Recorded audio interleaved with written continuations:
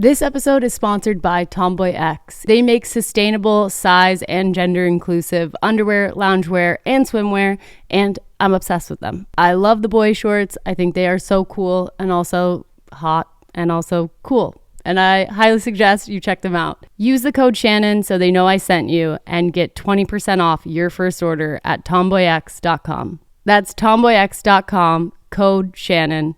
And once again, tomboyx.com. Code word Shannon. SHANNON, in case you don't know. This episode is sponsored by Shopify. You guys know I've been using Shopify for years. I've sold all my Friend of Dorothy stuff on there. And even before that, every line of clothing, I've used Shopify to sell everything. I think it is the best website that you can use and the best platform to grow your business. Upgrade your business and get the same checkout I use with Shopify. If you have any product you want to sell, Shopify is the site for you. Businesses that sell more on Shopify. Sign up for your $1 per month trial period at shopify.com/x's. All lowercase. Go to shopify.com/x's to upgrade your selling today. And one more time, that's shopify.com/x's. This episode is sponsored by First Leaf. First Leaf is a personalized wine club that knows my wine preferences better than me. Every month, they send me a customized selection of wines that I am guaranteed to love. I highly recommend First Leaf. I've had a subscription for like over 2 years now. I think it's so convenient and the wine is so good and it's just nice to have always at your house, like an extra bottle of wine, an extra 6 bottles of wine, just in case. You never know. Are you having a dinner party? Maybe you weren't ready to, but now you are. So get cozy and pop open that perfect bottle of wine from First Leaf. Go to tryfirstleaf.com/Shannon to sign up and you'll get your first 6 hand-picked bottles of wine for $44.95. That's tryfirstleaf.com/Shannon. And one more time, that's tryfirstleaf.com/Shannon. Okay, hi guys, welcome back to X's and O's, a podcast where we talk. Wait, do I do my intro at the beginning? Why do I not have this figured out yet? You do your intro at the beginning? I forget if I ever say that anymore. Yes, you do. Okay, I have a live studio audience. Okay, so Becca just told me what to say. Okay, hi guys, I'm your host Shannon Beveridge. This is X's and O's, a podcast where we talk about queer relationships and sex. Welcome back. I'm so excited for this episode. I literally cannot believe that I have Tegan and Sara on my podcast. They are like dream ultimate guests when I started this podcast that I really wanted to have. So I cannot believe that they are on. My high school self would not believe it. I cannot. It's crazy. But I am filming this intro with a live studio audience, as I said, with Becca Moore and Vanessa Webster, sitting in my living room, and we're all editing podcasts. We are obsessed with podcasts. Can't get enough of them. And someone else is here. Where is he? If you're watching, there's Bear. Okay. Look at how funny he looks right now. Bear, are you okay? Blink once if you need help. No, he's fine. Anyway, I have Vanessa staying with me in LA. If you guys didn't know, she's been editing some of my verticals that you see on TikTok and Instagram. She is also editing my Patreon, which I think the content on Patreon has gotten so funny and good, and most of that has to do with Vanessa. So if you guys aren't subscribed to my Patreon, you should do it if you want. It's patreon.com/nowthisisliving, and there will be an episode out from this episode where we rated Tegan and Sara's haircuts and hairstyles over the years, because they've had quite a few. Check it out. And I also have every other episode. There's like extra content or a vlog every week. We were just joking earlier about some of the funny things that Vanessa's done since editing for me. One of which being, she asked me what caption I wanted to put on something one day, and I was like, Then I wrote the caption, and then later I see on Instagram she put the whole caption as I was like, wow, okay, she's gonna take this very literal, so I'll be more careful in the future. She also has had a few misspelled words, but we love her just the same.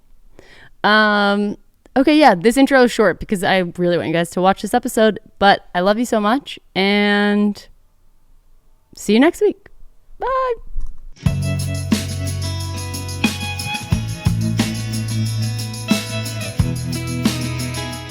Okay, hi guys, my name is Shannon Beveridge. Welcome back to X's and O's, a podcast where we talk about queer relationships and sex, and I literally cannot believe that y'all are here today. Like, I'm trying not to fangirl too much, but it helps that I've met you before, so it's like, okay, we go way back Old to friends. Utah. Old friends.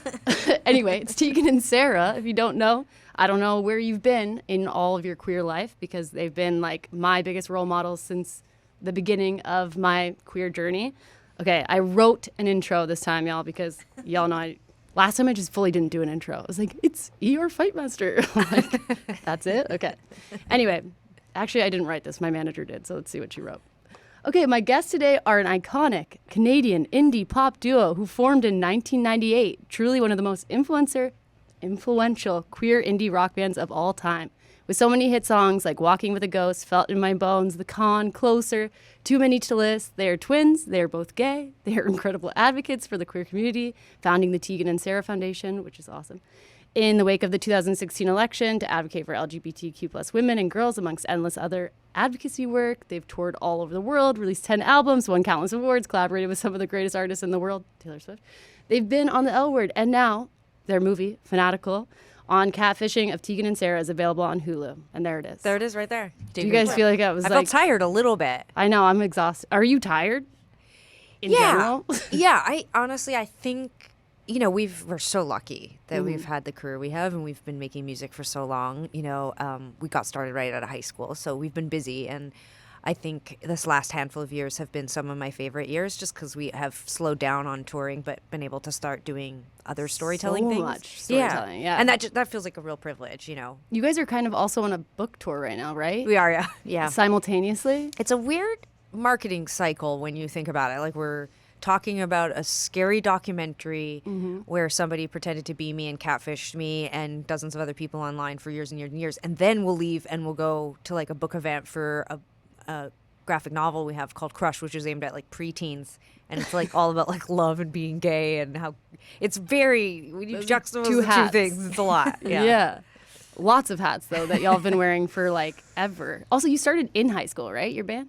We did, yeah. I mean, we sort of just played music for friends and in garages and basements until grade 12, and then we won a competition, like a Garage Wars band competition at the university, and that really like soft launched us. Like, we were still finishing high school, but we were like hustling already, like going and playing some music festivals and finding a manager and a record label, and That's wild. We were really ambitious. It was really mostly we didn't have Tegan. anything else. Yeah, we didn't have anything else really to do. I did. I had lots to do. And I was like, I think we're moving too fast. And I had just, after high school, I came out right away. Like, I came out, I think it was like October of the following year. So I'd been like, been seeing girls and secretly having relationships with girls.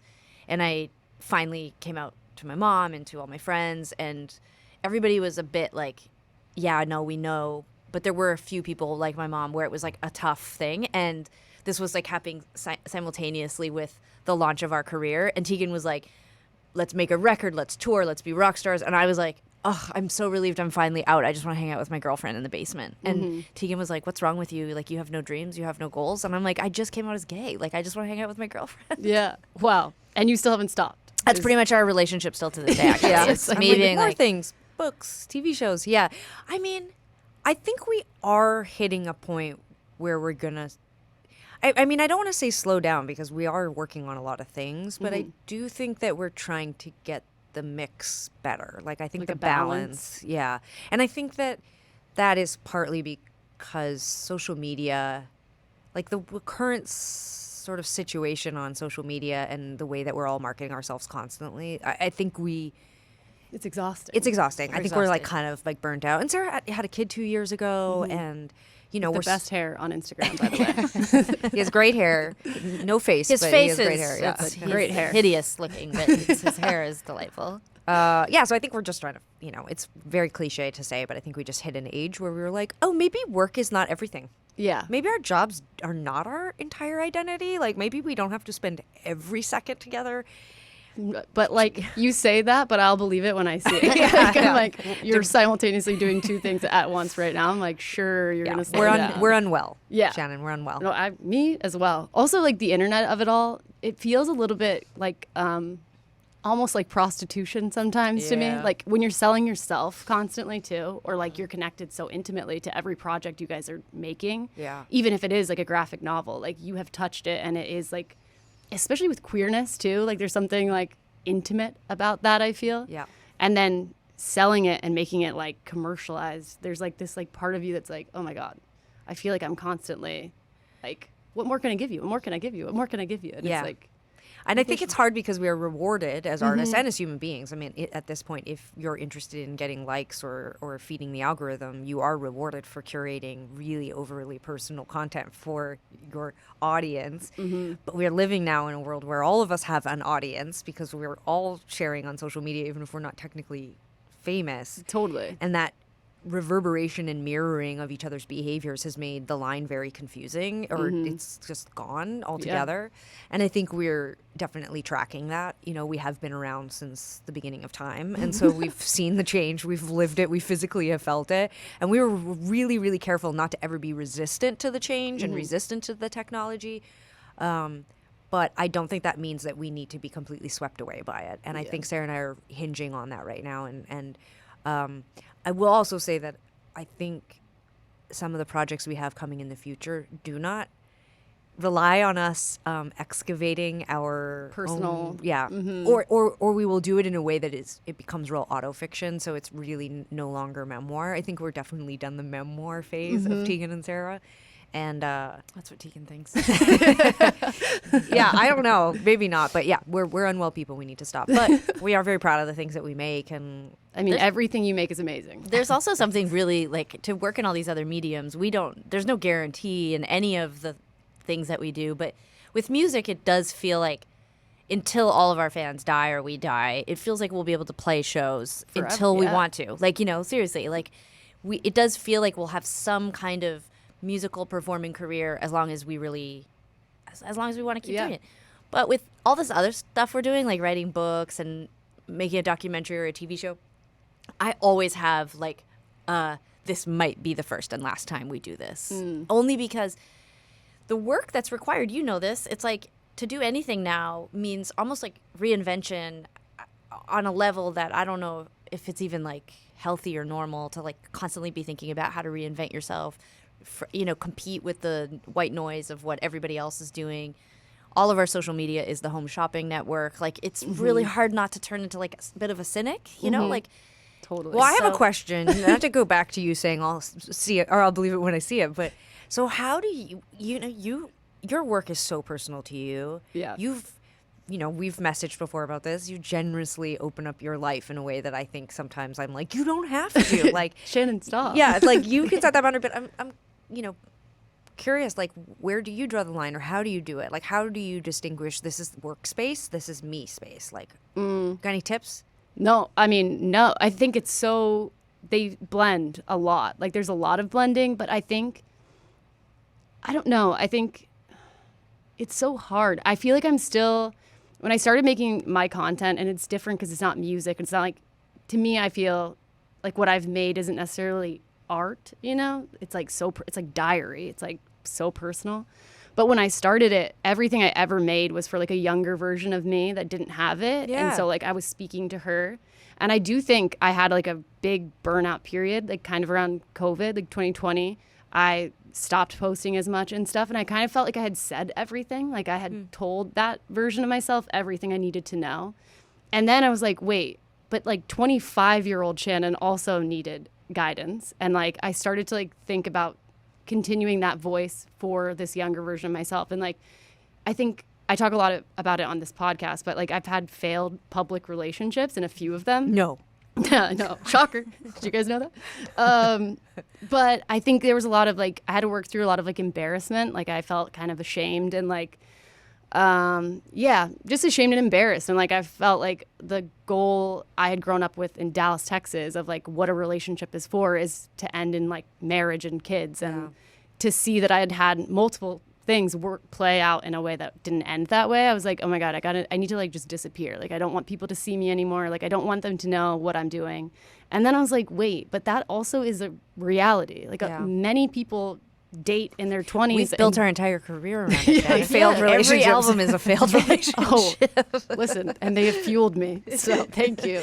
But yeah, I don't know. I don't know that there's like a real answer to it other than just like trying to be authentically creating content I've needed. And like, I think I'll keep doing it until I feel I have said everything to every version of myself, I guess. Who are your sort of, when you create something or you're thinking about creating something, do you have people that you trust to tell you no, or that's not good, or you can work harder on this, or like, do you have like people you really trust? Not for a long time. For like a long time, I felt like everything I was doing was all like so me. Like I was making it, I was editing it, I was putting it out, like when it was YouTube and stuff. But now I have a great manager who I feel aligns with me so much. She's also a lesbian. She's like about to have her second baby with her wife. And like, I think she watches every episode of my podcast. I don't even watch them anymore because I cannot listen to myself talk this much. Yeah. But she's very like good about being like, like maybe let's cut this part out. Like, for example, like I said something about I think I said something about being easier to be queer in London, which I'm like, why did I say that? I don't fucking know. I've never lived there. But she was like, they're having a lot of like, like stuff happening with their laws right now too. So we should cut that out. And I'm like, okay. So I do have like someone who's, Like I just feel like she understands Yeah. and gets what I'm trying to do, which is nice. I feel like I've had other managers in the past that didn't really understand the point of like what all this was. And like, didn't also understand like the power of a queer fan, which I feel like we should obviously talk about. This episode is sponsored by Tomboy X, a queer-founded and queer-run business that were the original makers of the women's boxer briefs. My favorites are the organic cotton rib boy shorts because they kind of look like a rib tank, but then they're underwear and they're cute. And they also like look good if you just see like a little bit of it popping out of your pants, like if you're sagging just a little bit. I think it's cute. I feel like for me, it was always a struggle to find underwear that were both like attractive and comfortable. But now with Tomboy X, it is like the only underwear I will wear. And the best part is they obsessively fit test to make sure you have all day comfort in sizes from XS to 6X. So there is a pair to fit for you just the way that you are. They've been doing this for 10 years, so they know a thing or two about making the perfect pair. Use the code Shannon so they know I sent you and get 20% off your first order at tomboyx.com. That's tomboyx.com, code Shannon. And one more time, TomboyX, use code Shannon at checkout. This episode is sponsored by Shopify. When you think about businesses that are selling through the roof like Aloe or Skims or Allbird, you think about a great product or great marketing, but so often we don't think about the business behind the businesses that make selling and for shoppers buying simpler. For millions of businesses, including my own, Shopify is that business. I've sold all my Friend of Dorothy line through Shopify, and everything else I've ever sold, it's all been through Shopify, and it is the most simple, easy, best platform to use. Nobody does selling better than Shopify, and it is home to the #1 checkout on the planet. And the not so secret that is Shop Pay, which increases conversion up to 50%, which means way less carts go abandoned and way more sales go up. If you're into growing your business, your commerce platform better be ready for your customers wherever they are. Whether they're scrolling or strolling on the web or in your store or in their feed and everywhere in between. Businesses that sell more sell on Shopify. Upgrade your business and get the same checkout I use with Shopify. Sign up for your $1 per month trial period at shopify.com/x's, all lowercase. Go to shopify.com/x's to upgrade your selling today. That's shopify.com/x's. This episode is sponsored by First Leaf. Signing up for a wine subscription service sounded like the most adult thing ever to me, but First Leaf made it so easy, and I've kept my subscription now for like over 2 years. I almost feel like I'm cosplaying adult because it was so simple, but like it seems so mature of me that I'm like, yeah, that's my wine subscription box. I'm cool like that. I feel like with the fall coming, this is the perfect time to sign up for something like this because it's like always a fall night that I'm like, you know what would make this a little bit better? a glass of wine. And getting started with First Leaf is so easy. I just had to answer a few quick questions about like my preferences when it comes to wine. And then they put together the assortment of top-notch wines that I would love. And then it all just gets delivered to my door. And they let you control your delivery schedule so you never have to worry about missing a package. I don't know about y'all, but I am no sommelier. Do you know how to spell sommelier, by the way? Because I had to find out to make this video. And it is not what I thought it would be. But anyway, I am no sommelier, so having First Leaf pick the wines for me, just based off the few things that I tell them, is so much more convenient. If you've been thinking about trying a wine subscription, I highly, highly recommend First Leaf. So get cozy and pop open that perfect bottle of wine from First Leaf. Go to tryfirstleaf.com/Shannon to sign up and get your first 6 hand-picked bottles of wine for just $44.95. That's tryfirstleaf.com/Shannon. And one more time, tryfirstleaf.com/Shannon. Thank me later. Yeah. But there's so much. They're like the best fans in the world in a lot of ways because they're so needing the representation and like wanting that authentic voice.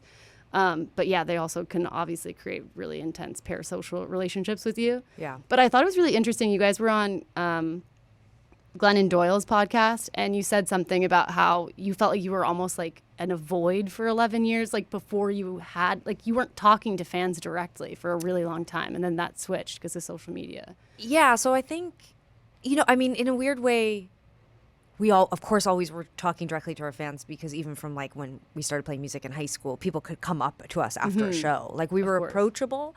And we had an email on our website right from the start, but it just wasn't, we didn't rely on our phones. We didn't rely on the internet in the same way we do now. Like we all live in our phones. We're constantly communicating. We're constantly in touch. We expect to be able to just open up our browser and have access to everything. And the first half of our career, that was not the way that the internet was constructed. So there was more distance, there were more barriers.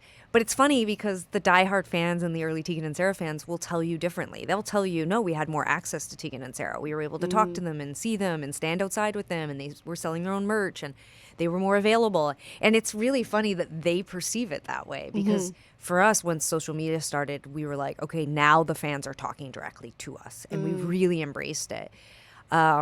And of course, then there's a point where it's too much. And you're like, oh, wow, I don't want to hear and see all these horrible things about me and my girlfriend and like what people think.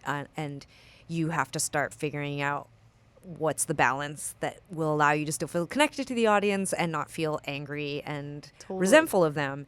And I also will say that I do think it was during that time that we were like, wow, having so many gay fans, especially so many queer women that loved us, it was so amazing and inspiring, but they also seemed to turn on us, like at times, and there were, these message boards and these spaces where they would go and they would analyze absolutely everything and they would tear us down to, and it still goes on today. We all deal with it. We all experience it.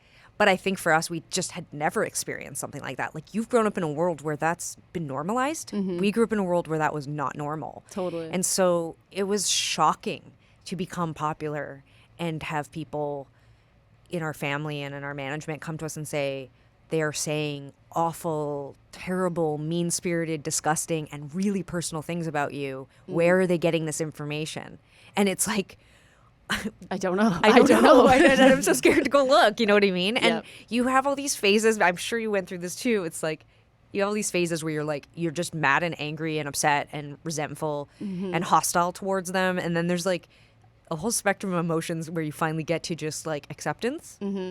Yeah, you have to. And also, it's part I of think the worst thing is when you want to stick up for yourself. That's where you find yourself kind of like in this rock and a hard place. And I think it's so good in the doc that you guys kind of differentiate between what a fan and a stan. And like even to reference, when I was watching it, I was like, I hope they talk about the Eminem thing. And then I was like, fuck yes.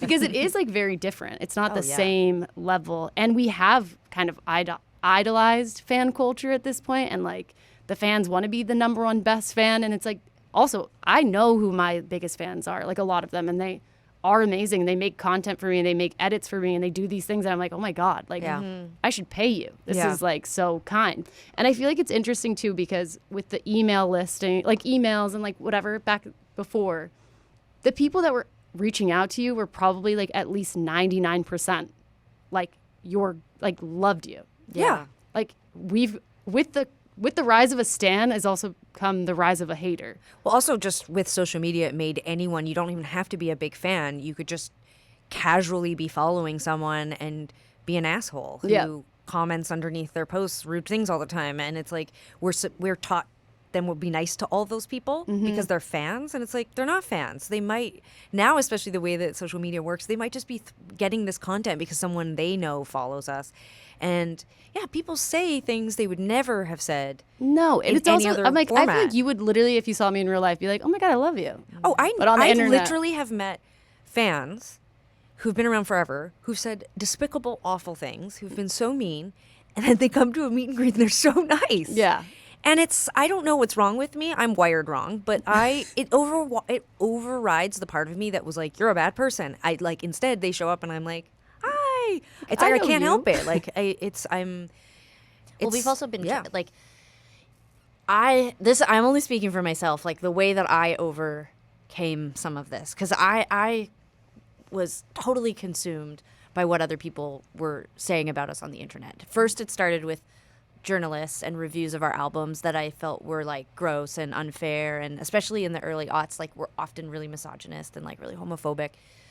And I became so paralyzed by the idea that was it. Like that, it didn't matter how many fans or how many records we sold, or it was like this guy online that wrote this review that's horrible that I can verbatim remember every word, whatever. Like that was it. That was what we were, what we are. And then when fan culture started to sort of turn a bit online, then it became like I would be on like a website I used to go to all the time was this website Brooklyn Vegan, and it was like all indie bands and like, you know, information about who was playing and what was going on and whatever. And it was one of the first websites that I remember that had a open comment section. And I was just going there as a music fan. Like I'm a big music fan, so I would be going there to like, you know, see what was going on, who's playing, you know, whatever. And I remember the first time we were on Brooklyn Vegan and we were playing a show in Brooklyn. In the comment section, people were talking about how we'd parked our bus on, I don't know, whatever avenue, and we were like taking up the whole street. And did you see that they're charging $50 a ticket? And God, they suck. And I've hated them since this. And it's just like people just trashing us. And I felt sick. Like I really did. I felt so sick. These weren't fans. These were just people just being like hating on us. Snobs. Those were snobs. And I felt this kind of like, I was like in my mid-20s. And I remember feeling embarrassed that I was like so overwhelmed by I desperately want everybody to like me. And I just was like, it felt like some kind of like injustice. I know that it was not an injustice, but like I was like, I wanted to get on there and be like, there are 13 of us on that bus, and like you can't imagine how unglamorous it is, and like we've worked our whole lives and our mom was a social worker, and you know we did that. Like you want to tell people, you know, you're wrong about me. And the truth is, it's like, who cares? Yeah. Like, who cares? And so I think, but it was such a journey for me to get from the place where I used to be totally ruined by those kinds of comments and those things, where I had to, it is not a choice like, you know what, I'm not going to care about this anymore. It is a discipline. I remove those things from my phone. I actively make a choice. I am like, it's almost like being an alcoholic. Like I actively know that I cannot look at those sites. I cannot look at the message boards. I cannot read the comments under our Instagram posts.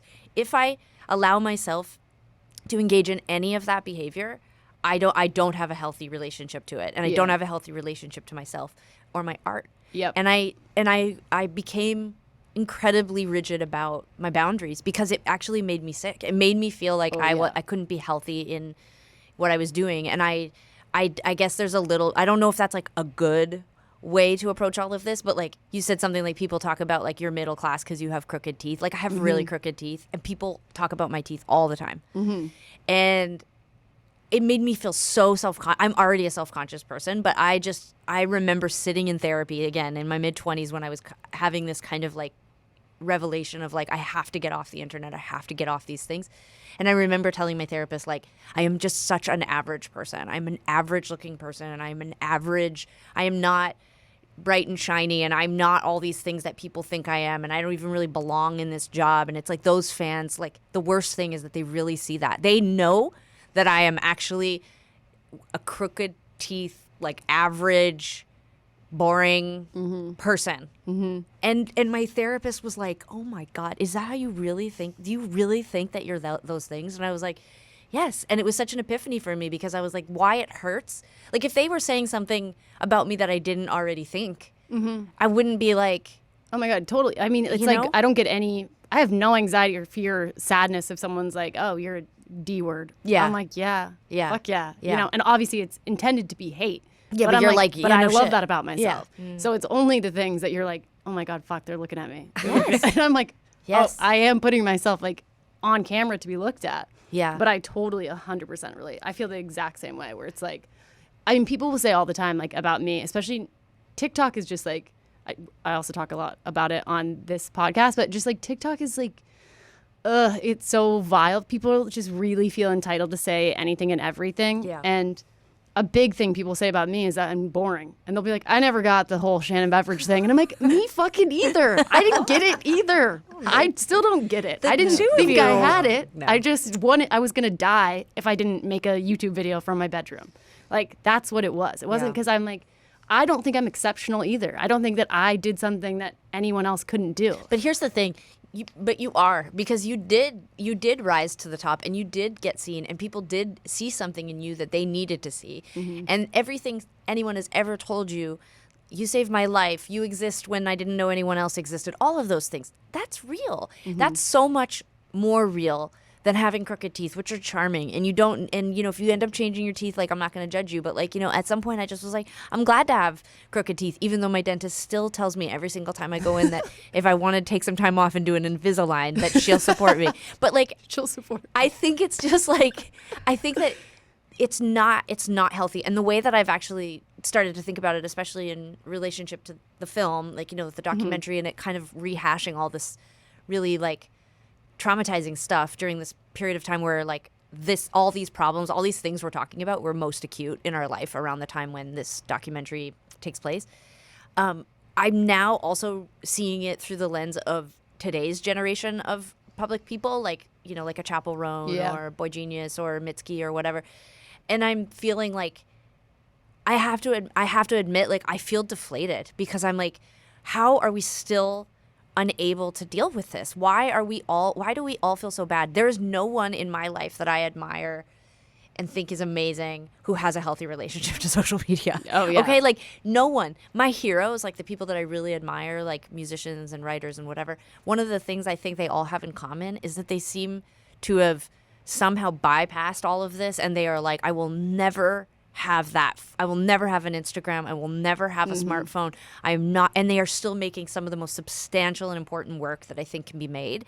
And I'm like, why am I so weak? Why can't I just get rid of my phone? I know. You know? It's like there's like a jealousy to it. I am. I'm I can't possibly.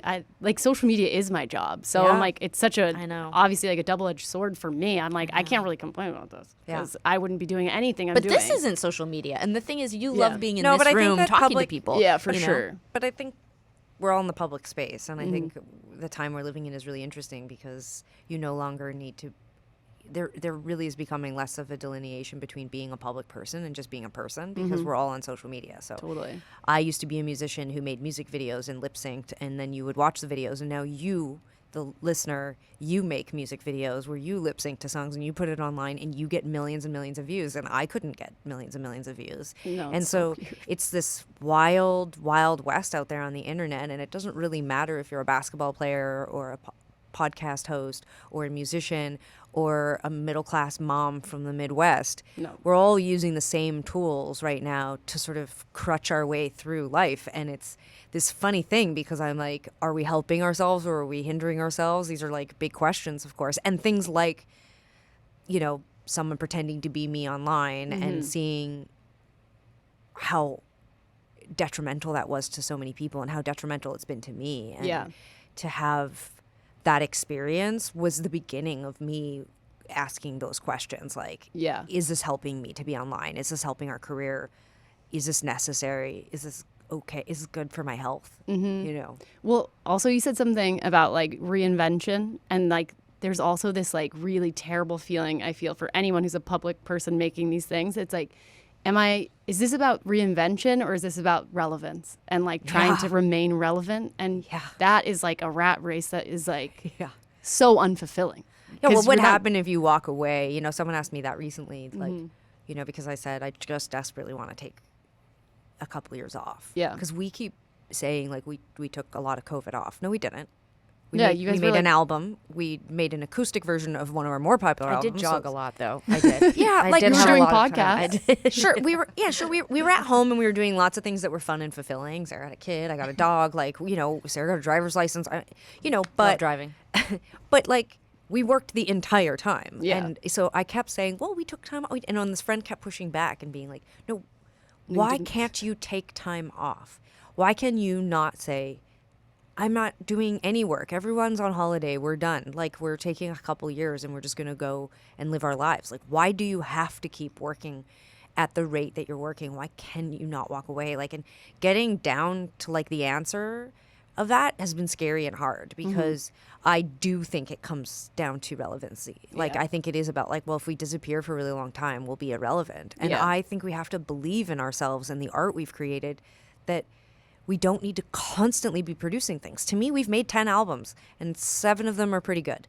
And there's more than enough material there for us to go out and tour whenever we want and enjoy it. And I think this compulsive connection to the internet, this compulsive, like, we're so fixated on talking about fans' relationships with the art, like that parasocial relationship, but we also have a parasocial relationship with our like public persona. Definitely. I mean, people, I'm so curious like what a fan's perspective is of like hearing people like us talk about this and complain. They're like, what? Yeah. Like, They're like, stop complaining. I mean, well, I experienced it. It's funny actually because that was like one of my experiences with a couple of the victims in this documentary was that when I expressed that I had been traumatized by someone pretending to be me and catfishing me and, deceiving my management and friends and family and breaking into my email and spending 12 years haunting me and all of these people and ruining these people's lives and accusing me of heinous things and grooming underage fans and stole my demos and disseminated them and photoshopped naked photos of me. When I said all of that really upset me,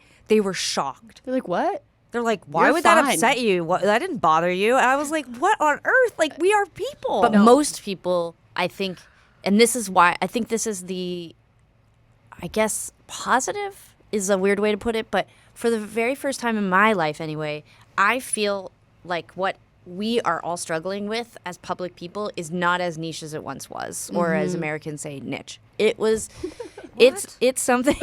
Is that how you say I the word don't say it niche? like You're that. like, You I've say never niche? I say niche. Okay. but A lot of Americans say niche. I don't know. Just like want to I speak can't your speak language. for all Americans.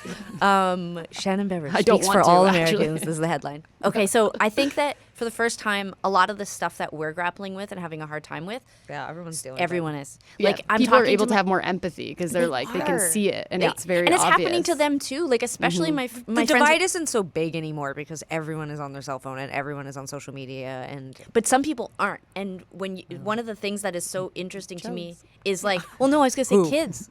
When kids are making the decision with their parents, of course, this decision to enter that world, the hand wringing that is happening right now, and maybe I'm more attuned to it because I am a parent and because I'm friends with a lot of people with kids right now who are just about to enter the stage where they can be on the internet with less supervision.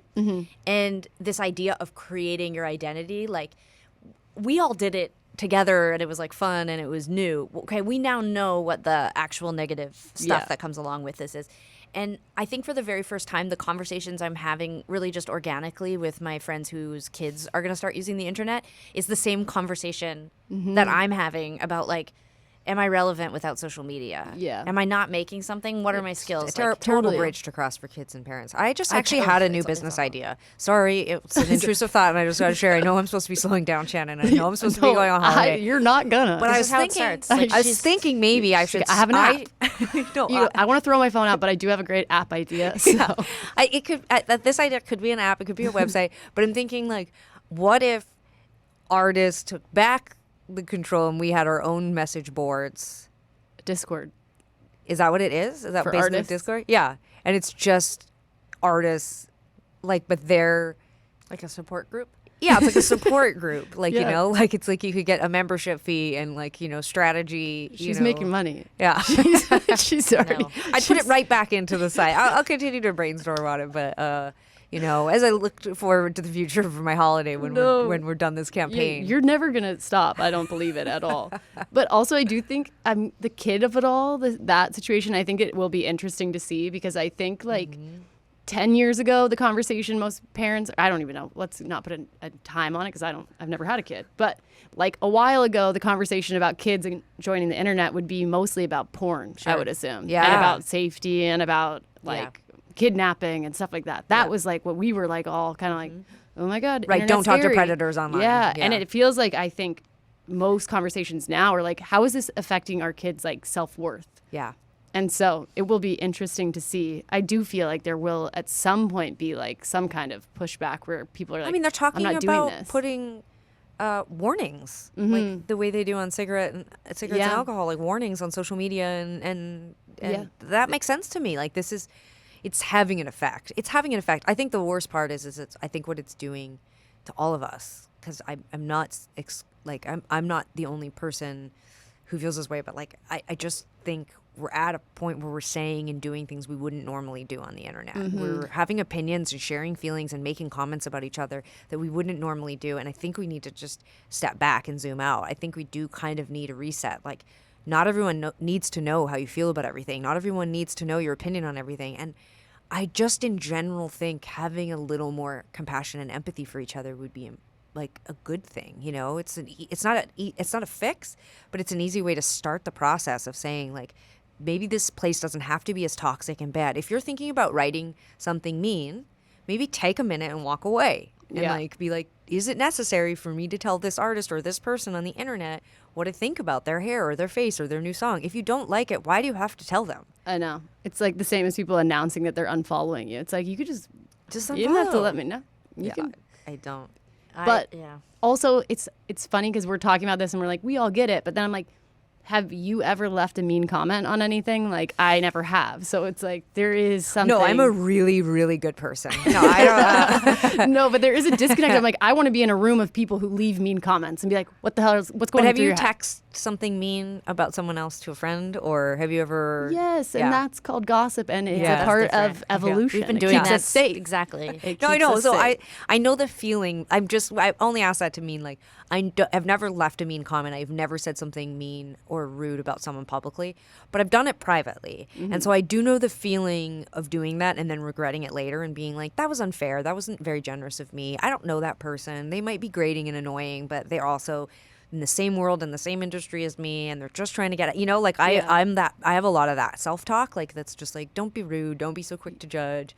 And why do I care? Why do That's I what care? I'm trying to always check in with myself. I'm like, why do I want to talk about that? I'm Yeah. like, oh, because I feel like I'm doing something similar maybe in my own. Yeah, So but often people for me, say it's like a that projection. It's mirror. That's the thing is like people say that, but like no, there's some people that just really annoy me. Oh, yeah.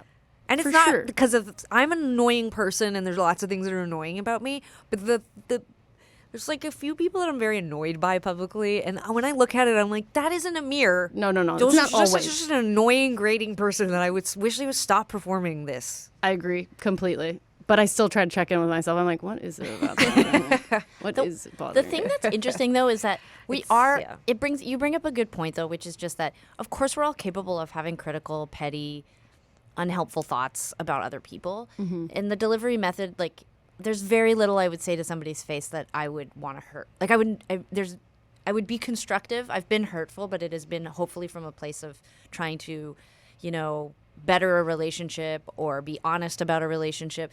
I think that, you know, the sort of like casual bullying that happens online, I think is like a bizarre, horrible symptom of this internet and social media that we've built for ourselves. Totally. And I think that that sort of like leads more into like, 'cause so specifically this documentary is not just about people who are on message boards who maybe are kind of like jerks or whatever. This is really about a person or maybe people who found a way to infiltrate our world, our real world, and our emails and our, you know, our most private information and private relationships, and use that information with fans to pretend that they were Tegan, and to, in some cases, I think, we were talking about this earlier today, in some cases weaponize those fans against us in other kinds of ways. And it was so insidious and complex.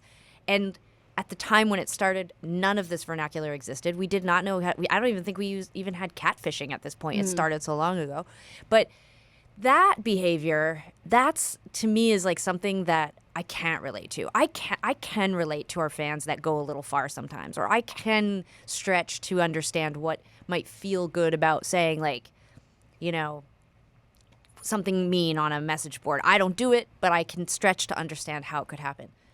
I have a harder time understanding this story, and that's what I think is so scary about it. And I think as we're sort of moving into a future that is so digital and is, when you talk about AI and deep fakes and whatever, this idea of pretending to be somebody and be dishonest with so many people and create dishonest relationships, the desire on both sides, like how a person could end up in this situation and how a person could like engineer the situation, is really frightening to me, because I think that I think it's something that we could all be ensnared in some way. I don't think any of us are going to like go out and pretend to be each other. I think that's probably a very unique and unusual personality type that would do this. Yep. But to be ensnared in some kind of catfishing scheme like this, I think is really normal. I mean, it seems to be. The fact, like, We're going to try to get you caught in one.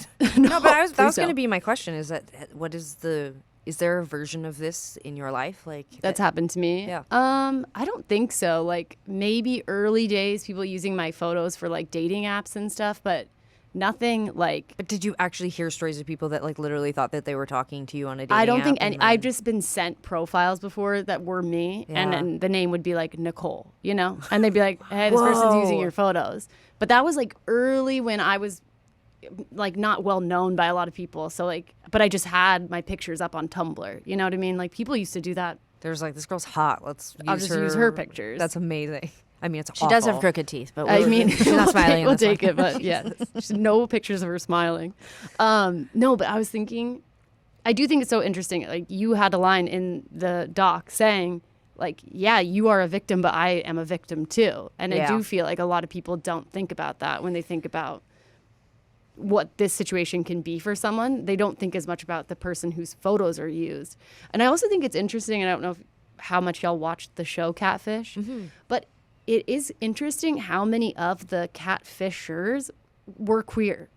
Did you notice that? Like how many of That's them were like men pretending to be women, catfishing men. Yeah. And then also sometimes those people on the show wouldn't even admit to their queerness. They'd be like, why are you pretending to be Yeah. a girl to date this guy? And they're like, right. I don't know, I didn't like him. I wanted to bully him. It's like, there's a queerness to that. There's something happening with you where you want to connect with someone, or there's like a shame in you that you cannot be yourself and you'd rather be someone else. I think what you're saying feels very real and true. I don't like have the stats on it, of Yeah, course, but yeah. I think what you're saying is very real and true. And I will say that when we announced Fanatical, I noticed, I think over on them, when they posted about it, there was like hundreds of comments, and people were like, I used to talk to Tegan on Tumblr, or I used to talk to this person. Like there were so many people that were coming forward.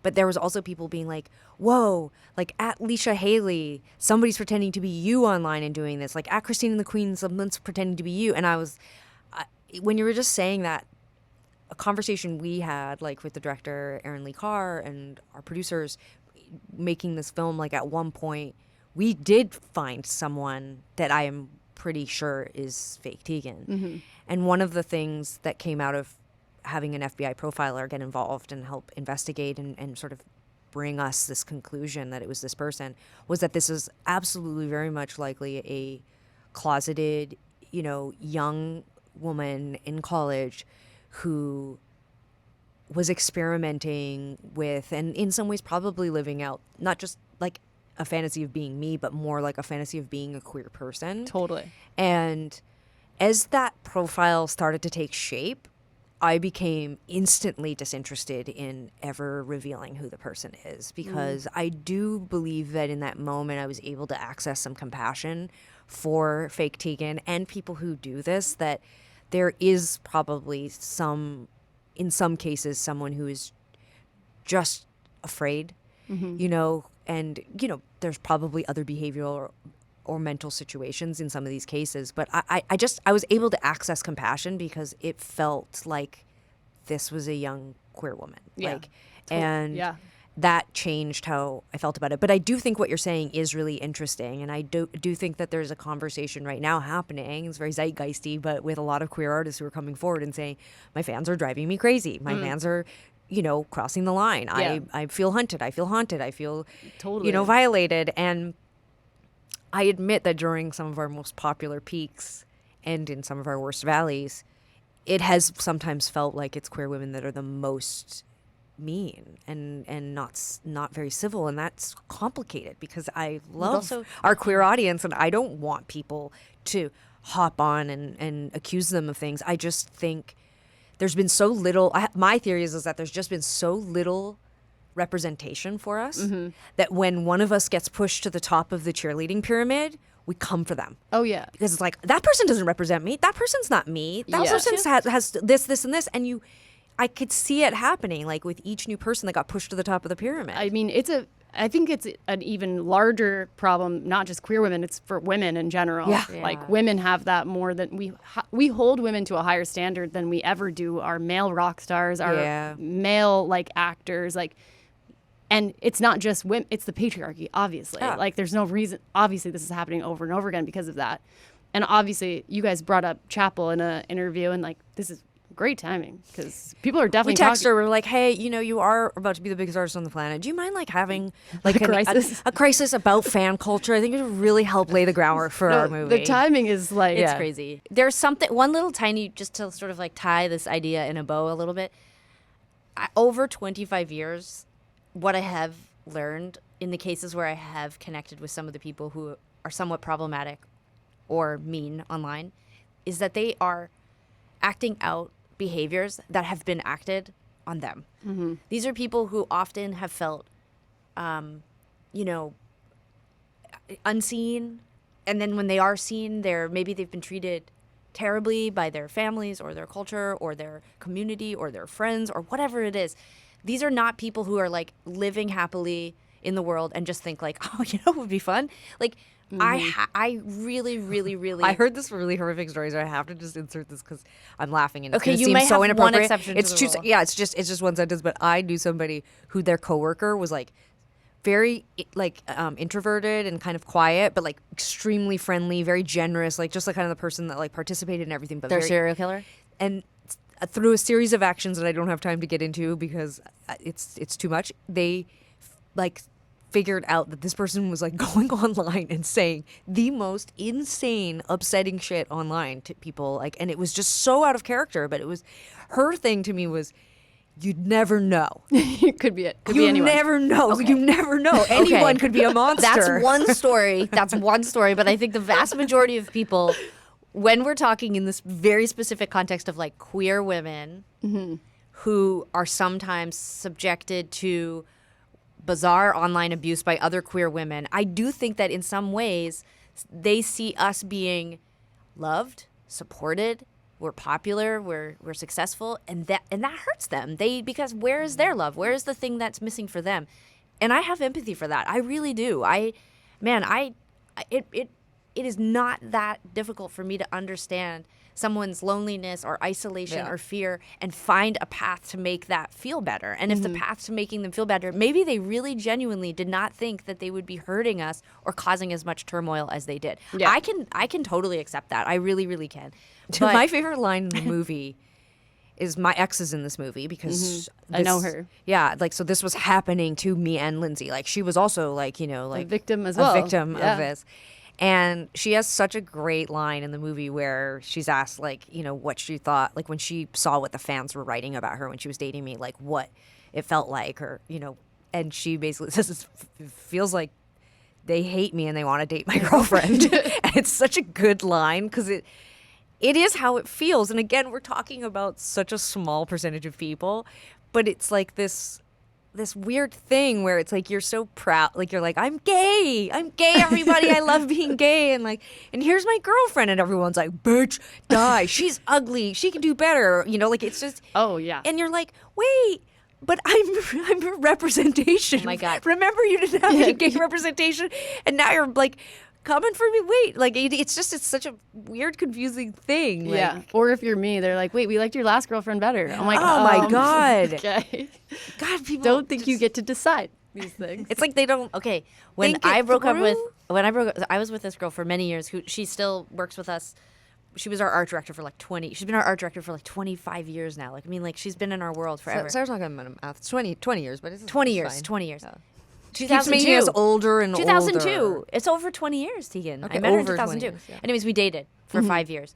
And she was on the road with us. She was part of everything we did, you know, merch, whatever. She was like the front person. Like when Tegan and I were on stage, she was at the merch booth. So she became like this like fixture in our Yeah. band culture. And I remember when we broke up, I was devastated. I did not want to be, I had been okay with a separation, but I did not want to be broken up. And she had fallen in love with someone else. And she was like, it really is over. I was so devastated. It was such a tough year. Like, I mean, I was real, like, we weren't going to have her out on tour anymore. So that was a huge change for me. I was trying to figure out if I could be her friend and accept that she didn't love me anymore. I was trying to figure out, like, was I just even holding on to the relationship because I just wanted to have her still, or because I really believed we were compatible? Like, all that kind of stuff. And the fans were like, oh my God, Emmy is God. This is the best person. Sarah is so fucked. Because, like, you know, like they were on Emmy's side. I always say I'm like the most disappointing person. Yeah, no, right. but I mean it in the nicest way. I'm like the most disappointing person to actually get to know, like in real life, because like mostly I'm like I think there's like this is my own thing, but like I think This is like therapy today for us. Yes. yeah, totally. I'm like, I thought this is what like love and sex were like being like, and the internet broke me. I just mean that like I think that people think I'm like going out and going to parties and I'm more social and fun and really extroverted, and you know, I just feel like then they meet me. Okay, like I did date someone who told me I was very disappointing in real No. life, but it was at the end of the relationship, and she.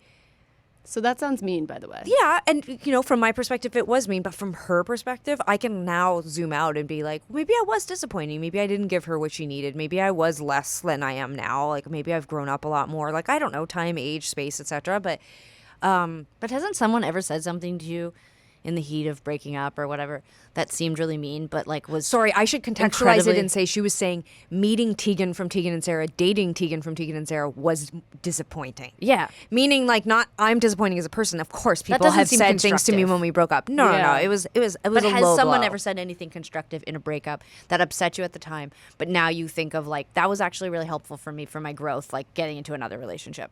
Me for sure, yeah. But they don't tend to happen in the breakup. The breakup No. themselves, like the actual conversation when it finally comes to a head, I don't feel like has ever led me to like be like, and I will reflect on that. Thank you so much.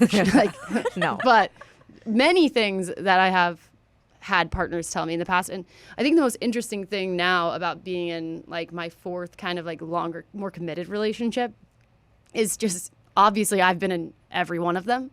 So seeing myself show up at every time in these ways, and like kind of getting feedback that it's funny because they've all given me, not all, usually there's a few things that they've all said to me, but they've all said it in a different way. And it's been really interesting dating my girlfriend now. And we just celebrated our 5-month anniversary. Congratulations. We went to dinner.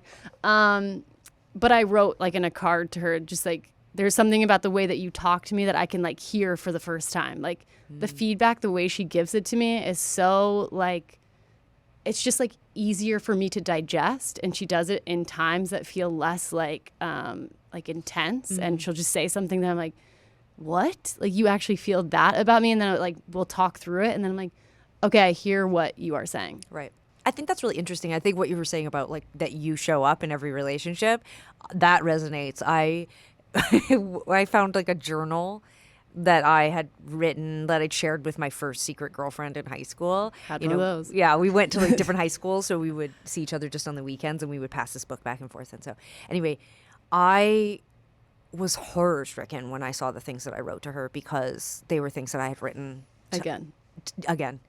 And there is just absolutely nothing more for me destabilizing than recognizing two things. One, I don't change. And two, that moments, revelations, feelings, thoughts, especially in under the umbrella of like lust, passion, love, infatuation, crushes, etc., that I think it's the first time I felt that over and over again, like I'm an amnesiac. And then to see it spelled out in black and white is both privately embarrassing and now publicly embarrassing. Well, you now know? we all know. And yeah, like there are like on my partner and I have been together for 9 years. And when we celebrated our 9th year, we have this sort of annual tradition where we go back and read our first text to each other. Oh God, it's so cringy. I can't even read text I wrote like last week. It's I'm like, what? awful. I highly recommend it as a fun exercise to do with your partner. No matter how long, like but like wait to a year. But it is. And it's what was amazing, and I know that she's like my person, is that she feels the same way, like about herself, like in the things she's said and done. And when we were reading the text back and forth, I was just like, we both were like, what? Well, what is it? What does is it? this? Who are these What people? does it mean Why that did we I talk don't that way? feel that way? I love going back and seeing the emails that Stacey and I wrote to each other 15 years ago. Like, we sound so smart and clever. We were our best selves, actually. You're like, can we go back? Actually, having a kid has Maybe been that, interesting but you just because- use the exact word that I feel is cringy in those text messages. It's so clear how hard I'm working to be clever. Oh my God! But I just like, And that's- I would never speak that way to Sophia now. Yeah. Oh my God! See, and Yeah. I'm the opposite. I'm like, we need to start speaking to each other like that again. But when we had I don't know. our It reads kid, disingenuous to me. when we had our kid, we sort of like become these different versions of ourselves for Sid. Like, we're the best versions of ourselves. We like want his attention. It's like a toxic relationship with our kid. Like, we're just like, please love me, please, I'm so funny, do you love me the most, cuddle with me, you know, whatever. And sometimes when it's just like the three of us and we're like in that turbo mode of like entertaining him and he's entertaining us, I'm just like, we're amazing. Like, you know, like I'm really like caught up in like, God, we're so funny and like we're great. And then we put him to bed and we're both just like on the couch, like just like looking at our phones and like, I'm going to bed, you know, like we're not that for each other.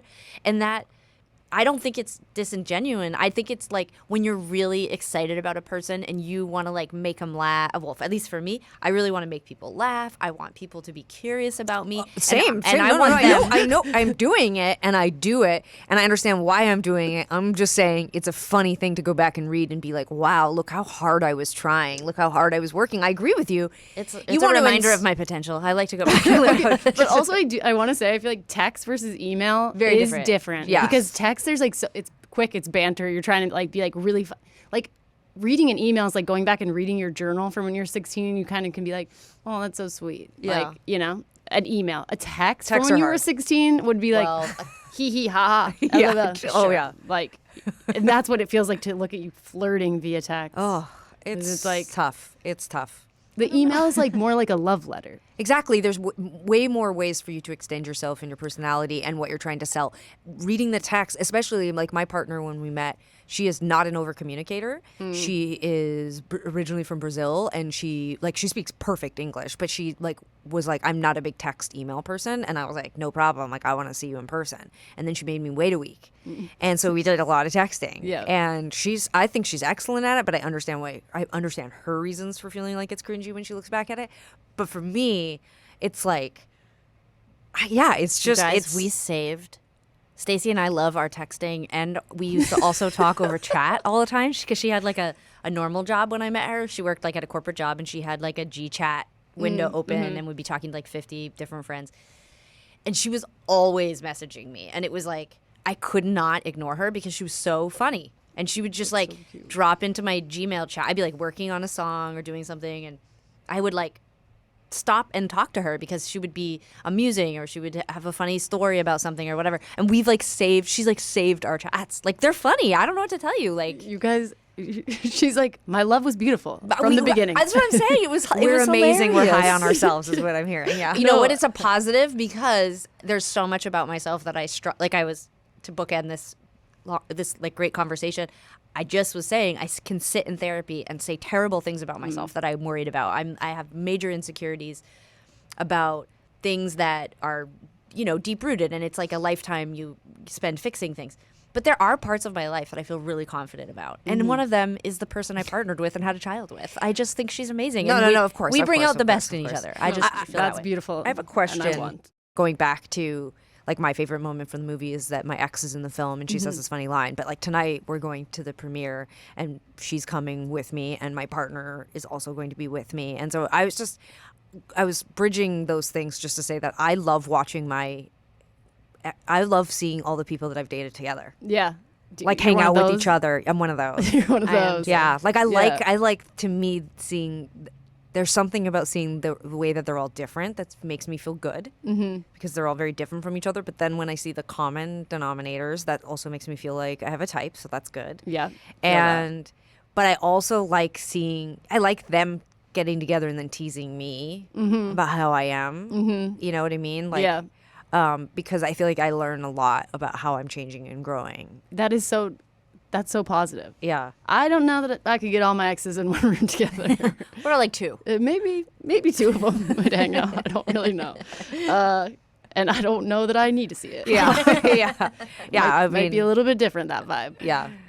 Great way to end it. Yeah, But this is great. Also, I know today we talked a lot about fan stuff, obviously, because you guys need to go see this documentary, or watch it on Hulu, I should say. Yeah. But I would love to have y'all on again whenever you're in town, when I have my bed, and we could talk more about relationships and sex Yeah. and keep it more on topic. But like, we have to talk about this. No, And this I is want great. to because it's something I think we all can commiserate on. It's like a special episode. Yeah, it really is though.